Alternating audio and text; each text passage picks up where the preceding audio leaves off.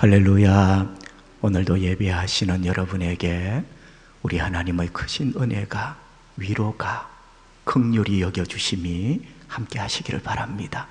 오늘은 염려에 대하여 이런 제목으로 하나님 말씀을 전하려고 합니다. 성도 여러분, 저의 삶을 가만히 들여다보니 믿음이 참 크고 염려와 걱정은 하나도 하지 않는 목사인 줄 알았는데, 가만히 들여다보니 염려를 참 많이 하며 살아가고 있습니다. 제 이야기를 먼저 한 이유는 여러분도 그러실 줄 압니다. 믿음보다는 염려가 더 많은 이런 시간들을 우리가 살아가고 있다.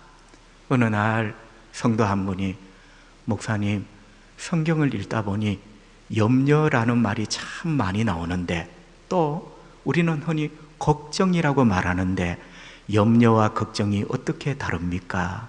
사실은 다른 게 아니고 똑같은 말입니다.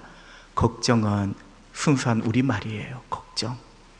그 걱정을 한문으로 옮기면 염려가 됩니다. 그래서 어떤 분은 굳이 차이를 두고 해석을 하는 분도 있지만 걱정, 염려 똑같은 말입니다. 그래서 혹 우리가 염려, 걱정 이렇게 달아서 할 때는 염려, 걱정 뭐 이렇게 이해를 해도 무리가 없을 줄 압니다. 자, 우리가 참 염려를 많이 하고 살아가는 존재다 보니 예수님께서도 염려에 대하여 오늘 말씀을 주셨어요. 여러분, 우리가 자녀를 키우잖아요. 자녀가 하나도 문제가 없으면 엄마 아빠가 잔소리할 이유가 없죠. 자, 예수님은 왜 염려에 대해서 말씀을 주실까요? 우리가 염려를 너무너무 많이 하기 때문에. 여러분, 바로 그겁니다. 우리가 염려에 대해서 자유로울 수 없고, 잘못하면 염려 때문에 우리가 다쳐 죽을 수도 있어. 그래서 우리 주님은 염려에 대하여 말씀을 주시는 겁니다. 여러분 아십니까? 오늘 본문 전체가 염려에 대한 말씀이죠. 그리고 요점은 염려하지 말거라. 염려 조금만 하며 살거라가 아니고, 여러분, 염려하지 말거라. 주님, 조금만 염려하면 안 돼요. 하지 말거라. 요점이 염려하지 말거라. 그런데 여러분, 염려하지 말거라 이 말씀을 누구한테 주시는가? 여러분 생각해 보세요. 제자들에게 주시는 말씀이에요. 이게 예수를 모르는 세상 사람에게 주시는 말씀이 아니라 예수님이 지금 제자들에게, 하나님을 아버지라 부르는 성도들에게 염려에 대하여 말씀을 주신다는 거죠. 그러니까 여러분, 우리가 연약합니다. 안 그런 척 하지만 하나님을 아버지라 부르는 성도이지만 참 염려를 많이 하는 인간이구나. 그래서 예수님이 제자들에게, 오늘 우리들에게 이 말씀을 주시는 거죠. 성도 여러분, 죄송하지만 우리는 자주, 목사님, 나는 염려 같은 것 안 합니다. 나는 걱정 같은 것 안 합니다. 이렇게 아주 자랑스럽게 이야기하시는 분들이 종종 있습니다. 여러분, 오늘 예수님이 염려하지 말라 이 말씀을 제자들에게 주셨다는 것을 기억하고, 나는 염려 같은 것 안 합니다. 절대 여러분을 과신하면 안 돼요. 오버해서도 안 돼요. 여러분, 이게 무슨 말이냐? 나는 염려하는 인간이라는 것을 인정해야 돼요. 나는 염려하며 살아가는 연약할 수밖에 없는 존재라는 것을 인정해야지, 나는 그런 것 안 합니다, 오버하거나 자기 자신을 과신할 때 큰 코 다칠 수 있다, 어떤 이런 의미가 되겠죠. 자, 어찌되었든지 오늘 제자들에게 주시는 염려에 대한 말씀, 우리에게 주시는 이 말씀 잘 새겨 들어보도록 하겠습니다. 먼저, 염려는 무거운 짐과 같습니다. 성도 여러분, 염려는 짐이다. 짐은 무겁다. 고로 염려는 참 무거운 겁니다. 여러분, 염려는 무거운 거예요. 자, 25절 말씀, 그러므로 내가 너희에게 이르노니 목숨을 위하여 무엇을 먹을까, 무엇을 마실까, 몸을 위하여 무엇을 입을까 염려하지 말라. 목숨이 음식보다 중하지 아니하며 몸이 의복보다 중하지 아니하냐. 아멘. 여러분, 보이고 들리시죠? 우리 주님은 조금만 염려하며 살거라가 아니라 아예 염려하지 말래요. 하나님 아버지가 있잖아. 나중에 말씀드리겠지만 주님이 계시잖아. 기도할 수 있잖아. 염려하지 마. 이렇게 말씀하시죠.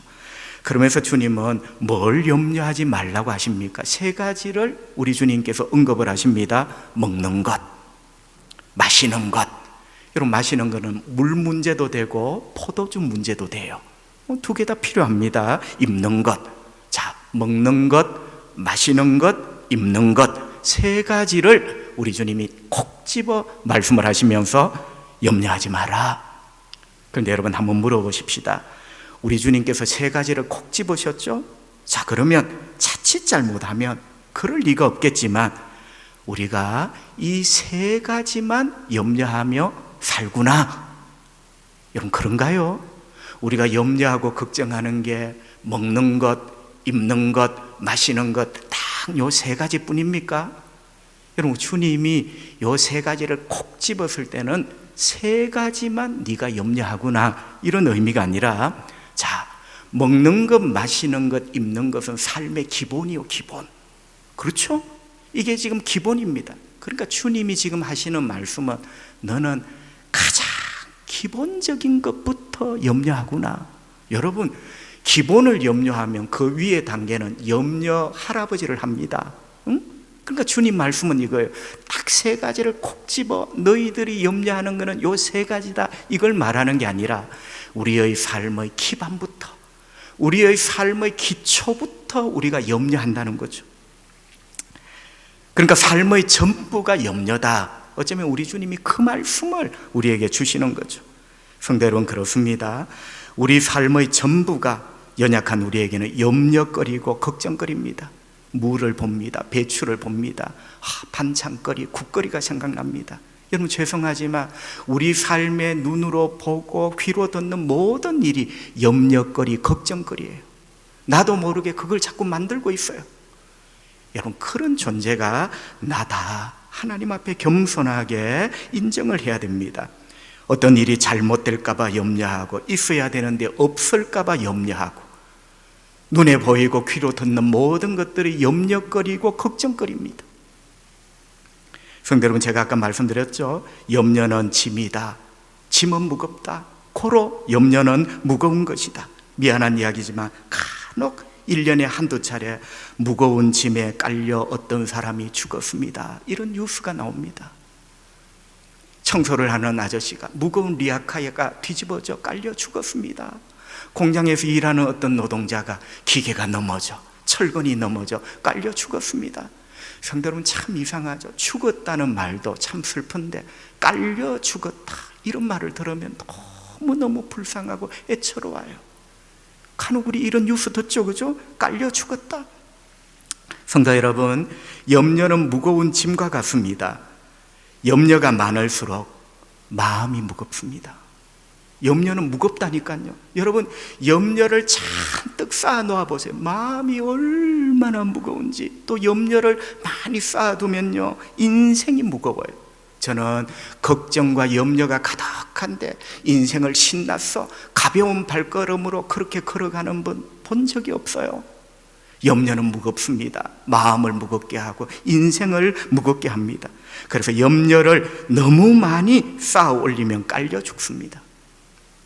여러분, 염려하는 것은 어쩔 수가 없어요, 인간. 그러나 주님이 말씀하시는 것은 고질적인 염려, 상습적인 염려, 이 염려를 해결하지 않고 계속 쌓아두는 거죠. 이 염려를 말하는 거예요. 여러분, 잘못하면 깔려 죽는다.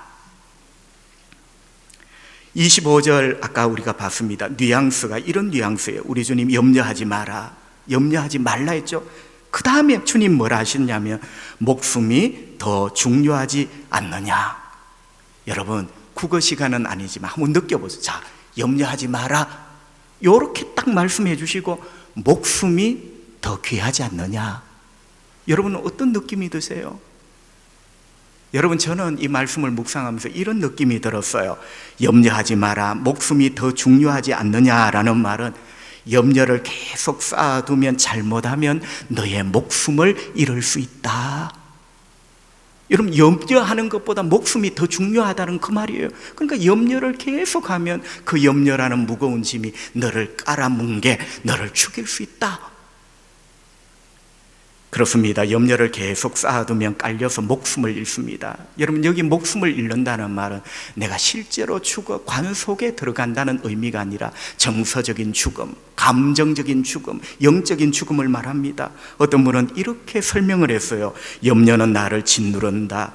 염려는 나를 두렵게 하고 불안하게 만든다. 이게 다 내가 죽는 거예요. 여러분, 밥을 먹고 오늘 숨을 쉰다고 사는 게 아니잖아. 불안하고 두려운 것, 이게 사는 겁니까? 이게 죽는 거예요. 염려는 나의 삶의 기쁨을 빼앗아간다. 염려는 나를 산만하게 만들고, 여러분, 염려에 사로잡혀 있으면 내 생각이, 내 삶이 산만해져요. 염려는 나를 침체 속으로 끌고 간다. 염려에 사로잡히면 염려는 나를 목표도 없고 시도도 없는 사람으로 만들어버린다. 여러분, 염려에 사로잡혀 있으면 인생의 목표가 없어요. 염려에 사로잡힌 사람은 인생의 어떤 일도 시도하지 않습니다. 그리고 마지막으로 염려는 마침내 나를 냉소주의자로 만들어버린다. 여러분, 냉소주의자가 뭐죠? 인생을 차가운 얼음장처럼 보는 거죠. 희망이 없어, 꿈이 없어. 여러분, 염려는 무거운 짐인데 그 염려라는 무거운 짐에 깔린 마지막 나의 모습, 냉소주의자. 삶에 희망이 없는 거예요. 기쁨이 없는 거예요.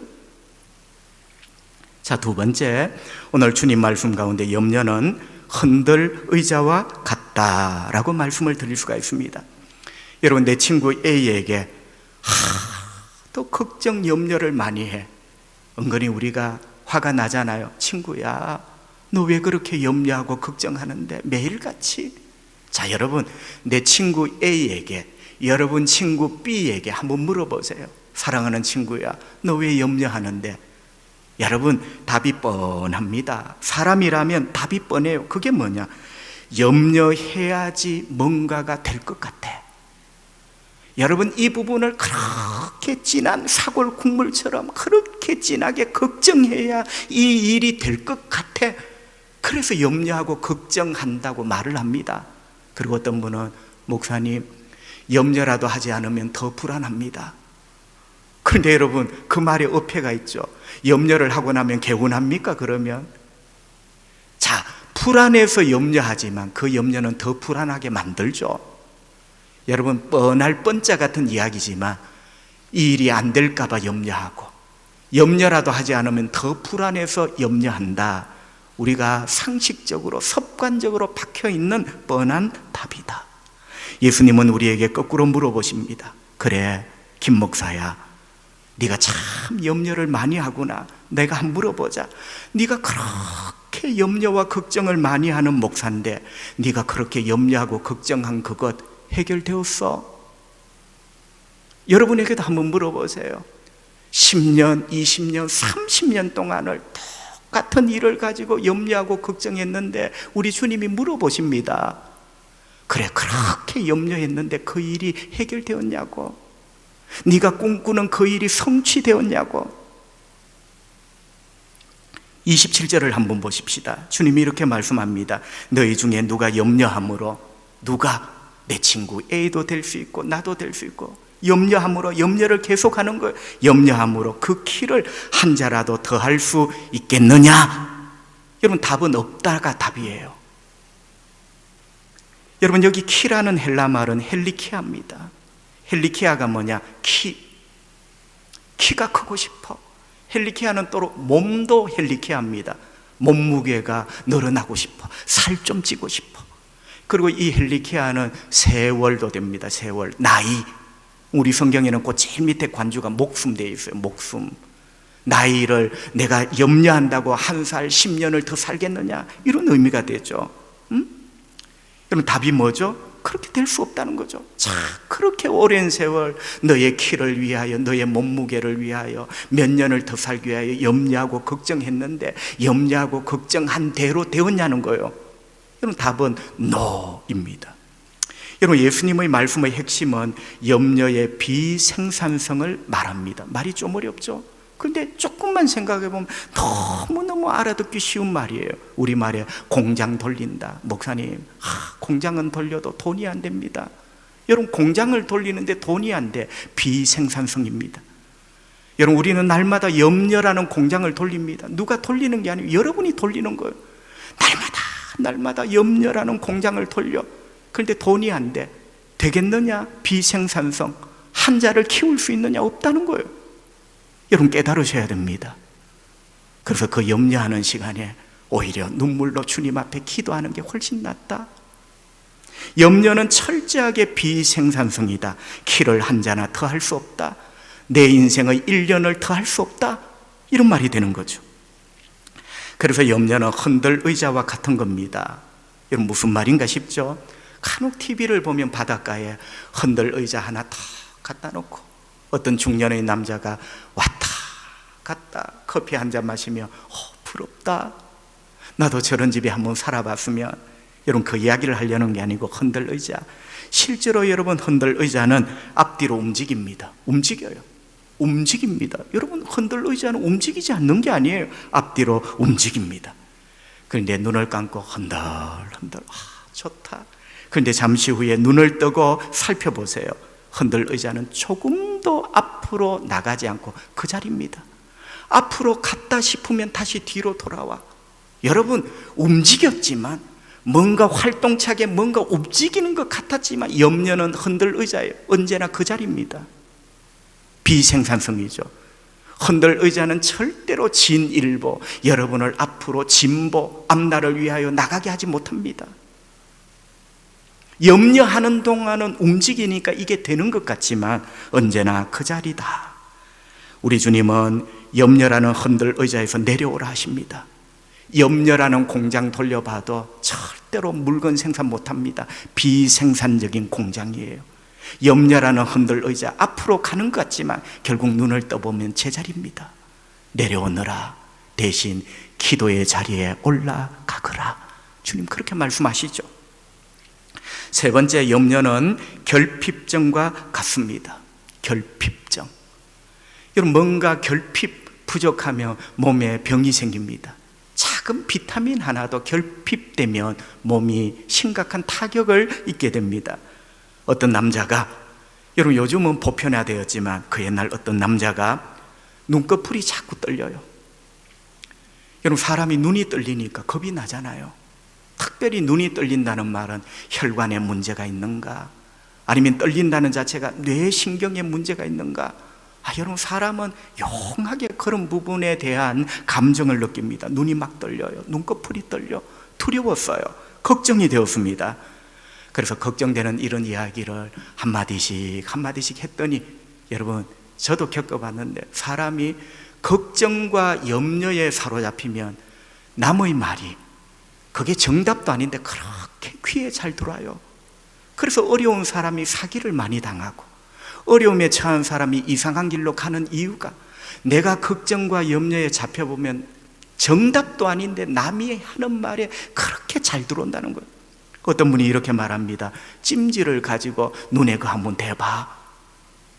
그러다가 여러분 눈에 작은 화상도 있고, 어떤 사람은 막 손바닥을 비벼서 이 손바닥의 온기를 눈에 대고 가만히 있으면 눈이 좋아진대. 손바닥 비비는 사이에 주님께 한번 비벼보면 얼마나 좋았을까. 하여튼 이런 말들 솔깃합니다. 그런데 전혀 소용이 없어요. 아무리 비벼서 대어봐도 이 떨리는 눈꺼풀이 진정이 되지 않습니다. 할 수 없이 두려운 마음으로 병원을 찾아갔습니다. 의사 선생님이 이리저리 검사를 하고 피검사도 하고 진료를 합니다. 일주일 뒤에 오십시오. 일주일 뒤에 두려운 마음으로 의사 선생님 앞에 탁 앉았습니다. 의사 선생님이 하시는 말씀 한마디 툭 던집니다. 선생님, 너무 걱정 안 하셔도 되겠습니다. 마그네슘 결핍입니다. 근데 이 중년 남자는 그 당시만 하더라도 여러분, 마그네슘이라는 게 뭔지 몰라. 지금은 약국에 가면 진열을 해놨어요. 마그네슘이라는 이 원소 영양분이 굉장히 우리에게 중요하다. 진열을 해놓고 팔아요. 근데 그 당시만 하더라도 마그네슘이 몰라. 그래서 이 남자가, 선생님, 마그네슘 결핍인데 그럼 내가 어떻게 해야 되죠? 떨리면서 물었어요. 의사 선생님 웃으면서 이렇게 툭 던집니다. 뭘 어떻게 해요? 마그네슘 결핍이니 마그네슘 먹으면 되지요. 성도 여러분, 눈꺼풀이 파르르 떨리는 가장 주된 원인은 마그네슘 결핍입니다. 그러면 염려는 뭐의 결핍입니까? 눈꺼풀이 떨리는 것이 마그네슘 결핍이라면 염려는 무엇의 결핍일까? 아까 말씀드렸어요. 여기 염려는 하나도 염려 안 합니다 이런 게 아니라 상습적인 염려, 고질적인 염려, 아예 염려에 내가 포로가 돼 있는 염려를 말하는 거예요. 여러분, 염려는 믿음의 결핍입니다. 마그네슘이 결핍되면 눈꺼풀이 떨려, 우리 속에 믿음이 결핍되면요 염려와 걱정에 사로잡혀요.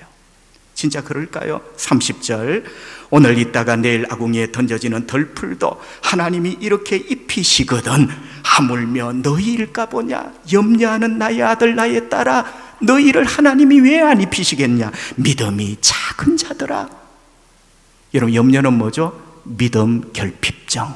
믿음이 없거나 작을 때 믿음 결핍증, 그때 우리 안에 염려와 걱정이 가득하게 되는 겁니다.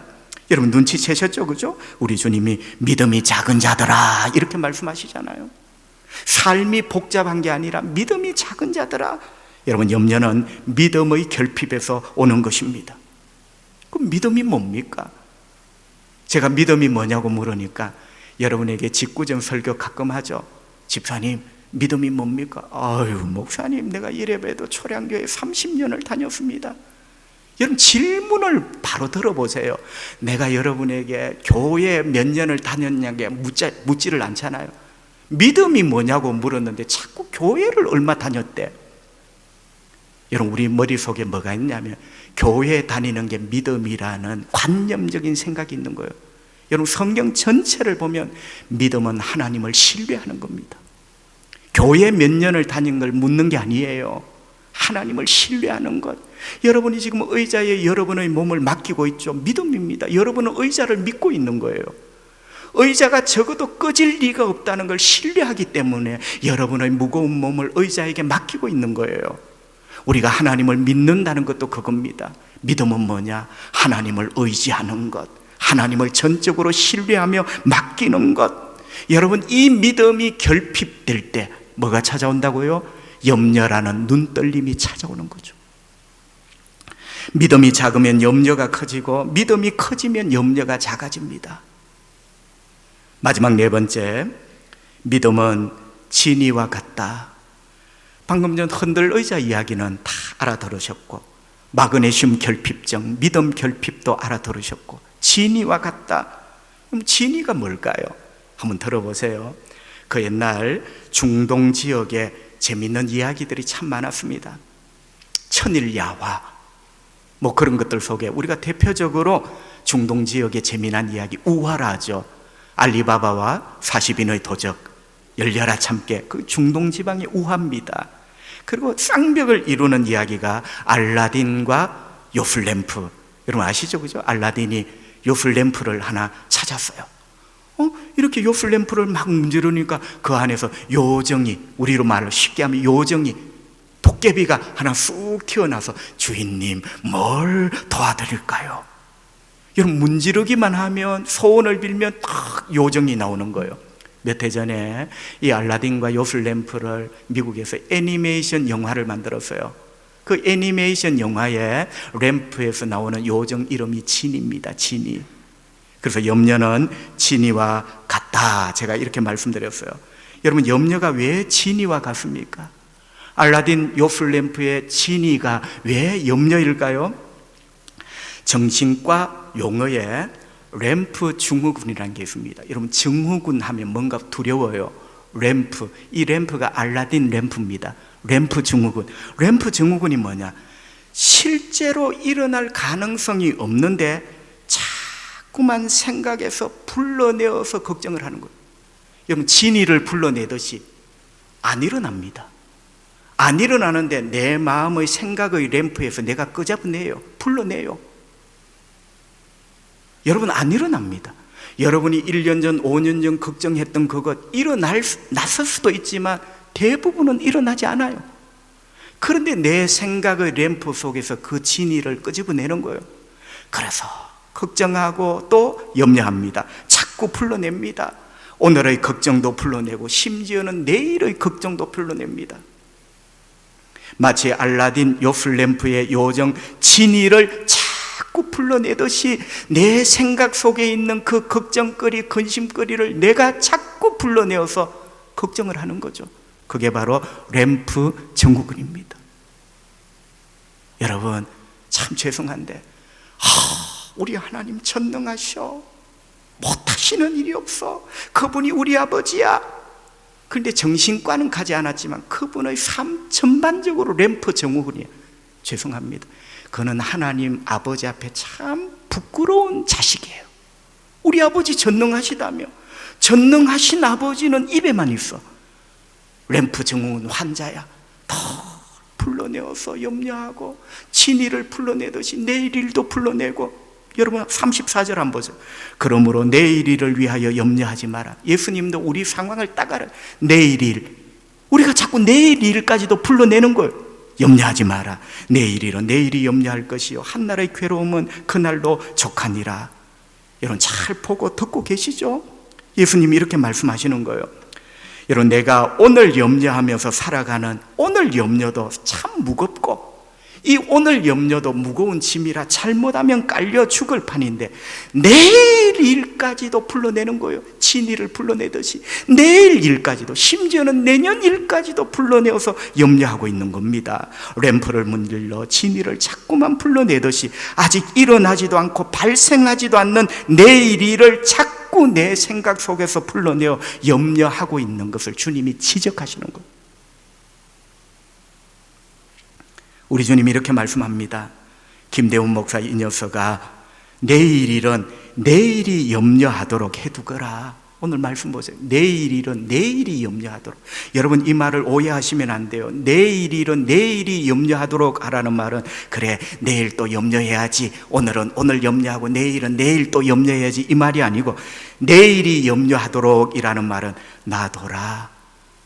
놔둬라는 거예요. 네가 염려 자꾸 끄집어내요. 진이처럼 불러내면 놔둬라는 거예요. 하나님께 맡기라는 거예요. 그 대신 오늘을 소중하게, 오늘을 감사하게, 주어진 오늘 하루를 기쁘게 하나님 앞에 살거라. 여러분 자꾸 진이를 불러올리면 안 돼요. 왜 내일의 염려라는 그 진이까지 자꾸 문질러 불러올립니까? 그러니까 우리 삶이 고단한 거예요. 고단한 거예요. 낙이 없죠. 말씀을 정리합니다. 성도 여러분, 오늘 우리 주님은 염려하지 말라고 말씀합니다. 염려를 조금만 하거라 아니에요. 염려하지 말거라. 왜 그렇죠? 염려는 위험합니다. 무거운 짐입니다. 우리에게 좋지 않습니다. 염려라는 공장은 철저하게 비생산적입니다. 염려라는 흔들 의자는 절대로 내 인생을 앞으로 가게 하지 못하는 무익한 겁니다. 그래서 주님은 염려하지 말거라. 여러분 퍼뜩 우리 머릿속에 떠오르는 질문 하나, 그러면 주님 염려하지 말라고 하는데 나는 염려를 안 하고는 안 되는데, 그러면 답이 뭔가요? 염려하지 말라고 하실 때는 답이 있어야 되잖아요. 여러분 제가 아까 램프 증후군 말씀드렸죠, 그죠? 알라딘 램프 증후군, 진이를 자꾸 불러내듯이 염려를 자꾸 불러내는 거예요. 내일 일을 진이를 불러내듯이 자꾸 불러내어요. 여러분 정신과 의사들과 학자들이 연구를 했어요. 이 램프 증후군을 앓고 있는, 말하자면 과다 염려증이죠. 심지어는 내일 일까지 진이야 나와 보렴. 여러분 불러내어서 염려하는 거예요. 불러내어 걱정하는 거예요. 여러분 원인이 뭘까? 오랜 세월 연구를 했어요. 여러분 제가 너무너무 무릎을 탁 치면서 감동을 받았어요. 여러분 원인이 뭘까요? 램프 증후군 환자의 원인이 뭘까? 왜 자꾸 불러내어서 사서 걱정하고 염려할까? 가장 큰 원인은 기댈 곳이 없다는 겁니다. 여러분 너무 내가 충격을 받고 감동을 받았어요. 기댈 곳, 그 사람이 기댈 곳이 없어. 기댈 곳이 없다는 말은 의지할 곳이 없는 거예요. 기대고 의지할 곳이 없으니 내가 자꾸 불러내어서 어떻게 될까? 여러분 기댈 곳이 있다면 끄집어내지 않습니다. 의지할 곳이 있다면 또 끄집어내어서 걱정하고 염려하지 않을 거예요. 정답이 뭐냐? 기댈 곳이 없기 때문에 그들은 날마다 진이를 불러내듯이 염려를 불러내고 있다. 사랑하는 성도 여러분, 오늘 주님의 말씀을 들어보십시오. 기댈 곳이 없고 의지할 곳이 없을 때 내일 일을 꺼내어 또 염려한데 우리에게 기댈 곳, 우리에게 의지할 것이 없습니까? 아닙니다. 우리에게는 기댈 곳이 있습니다. 우리에게는 의지할 것이 있습니다. 그분이 바로 오늘 본문에 나오는 하나님 우리 아버지십니다. 오늘 본문을 보세요. 염려라는 단어와 하늘 아버지라는 말이 똑같이 나와요. 염려에 대한 처방, 그게 뭐냐? 하나님 우리 아버지. 왜 염려하는가? 친히를 불러내듯이 왜 염려를 불러내는가? 기댈 곳이 없기 때문에. 우리에게는 기댈 곳이 있다. 우리 주님의 말씀이 바로 그거예요. 너에게는 기댈 곳이 있다. 네가 의지할 곳이 있다. 그분이 바로 하늘에 계시는 우리 하나님 아버지시다. 26절에 보면 우리는 그 하나님 아버지 앞에 귀한 자녀랍니다. 꽃보다 더 귀하대요. 32절에 보면 우리 하나님 아버지는 우리에게 있어야 할 것을 아신대요. 33절에 보면 하나님 아버지는 우리의 필요를 채우신대요. 심지어는 더하여 주신대요. 34절에는 딱히 그런 말은 아니지만 우리 하나님 아버지는 오늘 아버지이고 내일도 우리 하나님 아버지시랍니다. 그래서 내일 일은 내일에게 맡기래요. 성도 여러분, 이런 하나님 아버지께 기대고 의지하십시오. 이런 하나님 아버지께 기대십시오. 여러분의 인생을 의지하고 맡기십시오. 이것이 믿음입니다. 이 믿음이 있을 때 우리는 염려하며 불안해하는 인간이 아니라 감사하며 소망하는 인간으로 걸어가게 되는 겁니다. 이 믿음이 있을 때 19세기 노예 해방 운동가이며 목사였던 헨리 워드 비처, 유명한 분이에요. 노예 해방 운동가이며 목사 헨리 워드 비처. 이 헨리 워드 비처 목사님의 글에 이런 글이 있어요. 성도들이여, 우리는 매일 아침 두 개의 손잡이를 마주하게 됩니다. 하나는 염려라는 손잡이요, 하나는 믿음이라는 손잡이입니다. 우리는 이 두 손잡이 중에 하나만 잡을 수 있습니다. 당신은 어떤 손잡이를 잡을 것입니까? 여러분, 하루하루의 삶이 아주 흔들리는 절벽 위를 다니고 흔들리는 버스라고 생각해 보세요. 손잡이를 잡아야 돼. 손잡이를 잡는다는 건 이걸 의지하고 이걸 붙잡는 거예요. 믿음입니다. 믿음의 가장 기초적인 설명, 손잡이를 붙들어. 근데 헨리 워드 비처가 우리 앞에는 두 개의 손잡이가 있대. 하나는 염려라는 손잡이, 하나는 믿음이라는 손잡이. 사람은 둘 중에 하나만 잡아야 돼. 믿음도 잡고 염려도 잡고 두 개의 손잡이를 잡는 건 없어요. 당신은 어떤 손잡이를 잡고 오늘 흔들리는 하루를 살아가시겠습니까? 여러분은 어떤 손잡이를 잡으시렵니까? 염려라는 손잡이는 손잡이인 것 같지만 우리를 지켜주지 못합니다. 흔들리는 인생의 버스에서 우리를 넘어뜨리고 말 겁니다. 하나님을 믿는 믿음의 손잡이만이 우리를 지켜주실 겁니다. 빌립보서 4장 6절, 아무것도 염려하지 말고 다만 모든 일에, 여러분 아무것도라는 말은 부정형에 붙이는 말이에요. 모든 이라는 말은 긍정문에 붙이는 말이에요. 아무것도 염려하지 마십시오. 모든 일에 기도와 간구로, 즉 염려하는 그 모든 일을 기도하시라는 거예요. 너희 구할 것을 감사함으로 하나님께 아뢰십시오.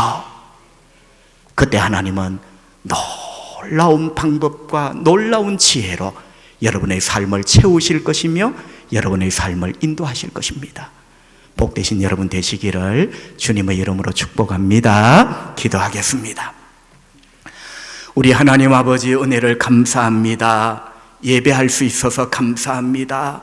하나님 아버지, 우리나라 대통령과 정치인들에게 은혜를 베푸셔서 코로나 방역 지혜롭게 잘 할 수 있도록, 어차피 코로나와 함께 걸어가는 세월이라면 안전한 나라가 되도록 지켜주시고, 의료 현장에서 수고하는 방역진들, 하나님 의료진들 하나님께서 격려하여 주시고 은혜를 베풀어 주시기를 원합니다. 또 온 국민도 한마음 한뜻 되어 이 어려운 시기를 잘 넘길 수 있도록 도와주시고, 우리 초량교회가 이런 부분을 놓고 기도할 수 있도록 은혜 베풀어 주시기를 원합니다. 하나님 아버지, 병든 자를 불쌍히 여겨주시고 그들이 얼마나 아프고 그들이 얼마나 절망적이겠습니까? 나사렛 예수 그리스도 그분의 능력으로 모든 병들에서 깨끗하게 고쳐주시고 하나님 아버지 해방시켜 주시기를 원합니다. 올무를 끊어주시고 갇혀있는 창사를 열어주시고 땅을 흔들어서라도 주의 백성을 건져주시기를 원합니다. 이번 한 주간도 쉽지 않는 한 주간이지만 주님께 신뢰하며 주님을 의지하며 믿음 가지고 믿음의 손잡이 꼭 쥐고 찬송하며 꿈꾸며 걸어가는 복된 한 주간 되기를 원하옵고 예수님 거룩하신 이름으로 축복하며 기도하옵나이다. 아멘.